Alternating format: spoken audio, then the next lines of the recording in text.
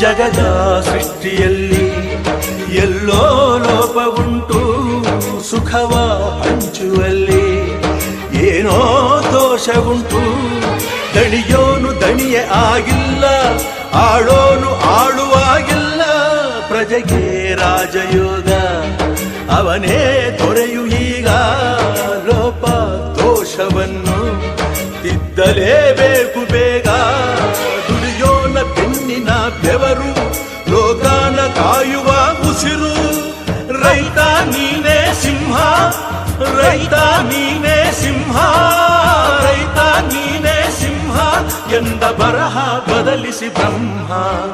ರೈತ ರೈತ ರೈತ ಅನ್ನ ಕೊಡುವ ದಾತ. ಜೀತ ಜೀತ ಜೀತ ದೊರೆಗಳು ಬೆಳೆಸಿ ಭೂತ. ಬೇಲಿಯ ಹೊರಗಡೆ